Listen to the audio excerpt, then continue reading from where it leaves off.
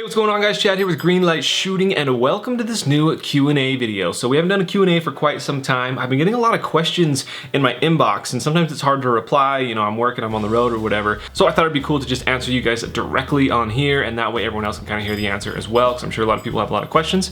I should say before we start, if you want to be part of the next Q&A, just shoot me over your questions at greenlightshooting@gmail.com. I usually try and respond to those, but if I don't, you know, maybe I can start doing this monthly or something like that and make a video out of all those questions. So let's dive in. Okay, so the first question, by the way, if I keep looking this way, it's because I have the questions up over there, so I want to be able to read them. The first question comes from Jackson. He says he wants a new concealed carry gun. He was going to go with the Walther PPQ, but he ran across the Q5 match, the PPQ Q5 match. It's like a competition gun, but he wants to know if it'd be good to carry, or if there's any other things that he should be worried about with a larger gun. He says he's a big guy, so he's not worried about the size of it. I guess carrying larger guns in general, carrying like a 5-inch gun or more. There are a lot of people that do it. You know, there are a lot of people that carry full-size 1911s every day and it doesn't bother them. Me personally, for my frame, I don't like it. A Glock 19 is about as big as I can go and about as heavy as I can go. So I like to stay away from the heavier guns. It's kind of hard to answer because it's so much personal preference, but I don't know, like for me personally, yeah, I could carry a 5-inch gun, a 5-inch heavy gun on my waist, no problem. I could do it comfortably. If I was just standing still, maybe if I was walking slowly. So a lot of it depends on what you do throughout your day. You know, are you running? Are you moving a lot? Are you jumping things? Like, I don't know, if I have to jump over a fence or something like that, that's gonna kill me. If I have to go from walking to sitting in a car and trying to like comfortably, you know, have it on my waist or whatever, that's gonna be super annoying. If I'm getting up from a desk and sitting down a bunch throughout the day, what is it that you do throughout the day? What kind of clothes do you wear? He sent me this question, you know, it's kind of winter right now, so you've got big clothing on. What about in the summer? Are you wearing, you know, a t-shirt and shorts? Is that still something you feel confident that you're not gonna be, you know, worried about it printing or whatever all the time? You have to kind of answer that question for yourself. Second question comes from Hector. He wants to know if I'm gonna be selling any hats or any new GLS gear. Thanks for the interest, man. I've been saying this forever, I swear. Like, I'm gonna come out with new designs. In fact, I have new designs. They're sitting on my phone right now. But new designs for shirts, for hoodies, for hats, all that stuff are definitely coming. So be on the lookout if you're interested. Also, I want to give a shout out to everyone who picked up a bodyguard belt after our last video. Those have been selling really well, and it seems like everyone's really enjoying them and agrees with me and Trisha that it's a pretty dang good product. So thanks for all the support on that.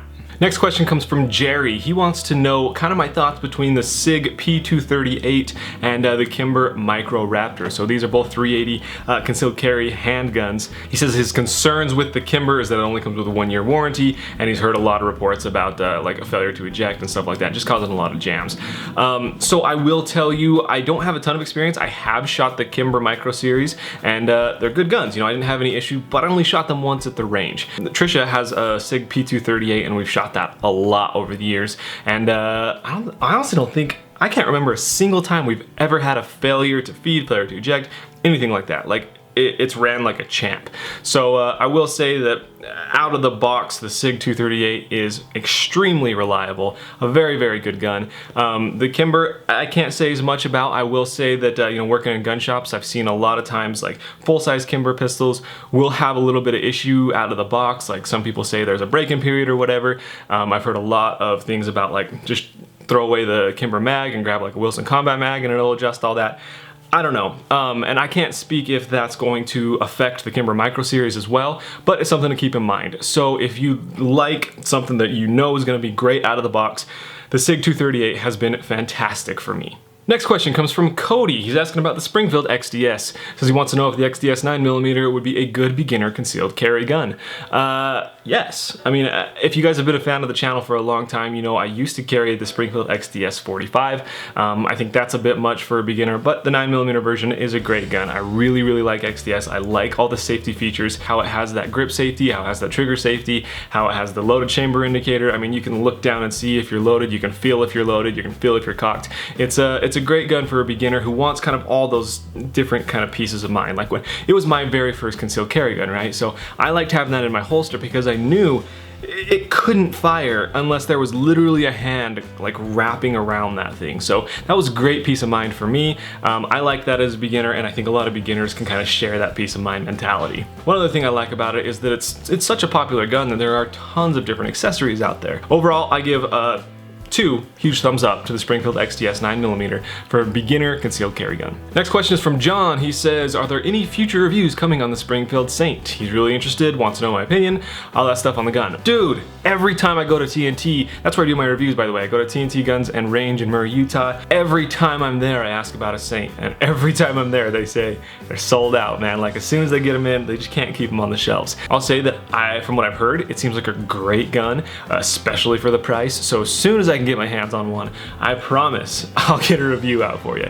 Thanks for the interest. Next question comes from Bonifacio. I hope I pronounced your name right, man. If not, I apologize. You want to know kind of my overall thoughts on 10mm and what my favorite 10mm pistols are. So, I mean, this could be a video in and of itself. I have a lot to say about the round. I will say that it's an extremely powerful round, obviously. Along with all that power comes a lot of recoil. It's not the easiest thing in the world to control for follow-up shots, things like that, but it packs an awful lot of punch. Another thing is they're extremely expensive rounds, so you can't really like go to the range and just shoot carefree and practice a bunch with it. But again, if it's power you're looking for, 10mm is an awesome handgun round. It's kind of like a big Magnum round, you know, like it packs a ton of punch. It's not the most fun thing in the world to shoot. It's, I don't know, you know, if you're just kind of prioritizing power over everything else, it's a fantastic round for that.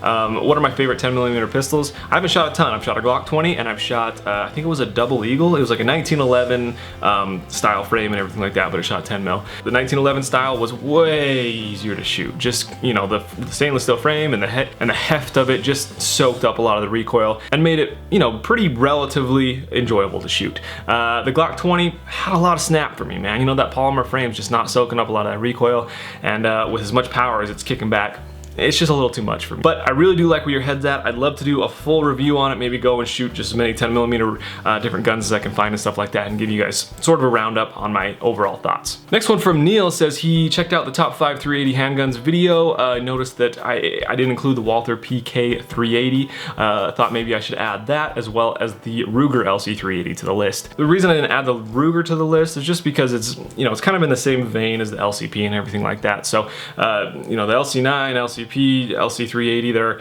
kind of like all in that same vein. So that's really why I didn't include it. As for the PK380, man, I get a lot of hate for not including the Walther guns in some of my reviews. You know, the PK380, the PPK, the PPQ. I will say the PPQ I really do like. Of course, they're good guns. I mean, Walther makes great stuff. Just personal preference and ergonomics and stuff like that. I would say the Walther isn't my first choice. So that's why it hasn't been included on some of my stuff. But maybe I'll do like a single review on the PPK and the PK380 and stuff like that. Or maybe one of those mini reviews.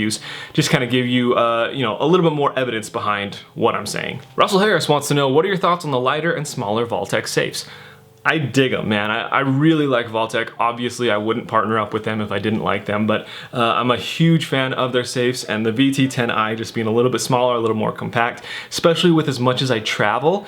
I'm a huge fan of them, man. I really am. So I'm gonna be doing, like, you know, a full-on hands-on review like I always do of it. I've also got Trisha doing one from a woman's perspective, so you can get kind of the different ideas. I'm gonna try and get different handguns in them and let you guys know, you know, what handguns fit, what handguns don't fit, stuff like that, because I've had a lot of questions about that, you know, the exact dimensions and everything like that. So I will definitely get that out to you here in the coming weeks, but overall just know that I am a huge advocate of Vaultec. I don't just say that because I'm partnered with them. I really do believe in their products, and I think the VT10i is a huge step in the right direction for them. Next question is from Kevin. He says, I want to buy a 380 auto for self-carry all the time. I want a very reliable one, but can't decide between the Glock, Sig, or Kimber. I feel like I kind of covered this in the top 5 380 handguns video, but just to quickly summarize, I guess it depends on what you're going for. Personally, I'd probably go with the Glock 42. It's obviously reliable. I like how it's polymer. I don't have to worry about it getting beat up and stuff like that. The 380 round, you don't have to worry about a heavy gun. You know, it's not going to have much recoil anyways, and it's got the Glock name behind it. So price-wise, it's also the most affordable.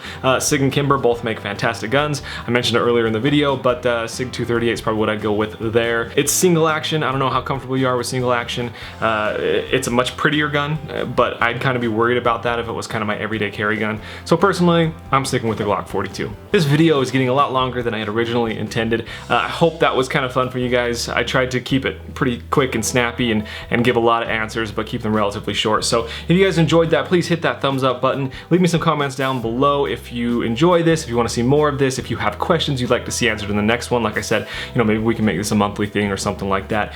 Also, one other thing, what was up with last week? I posted an archery video like last Friday, so it's been 1 week, and it's got like 700 views.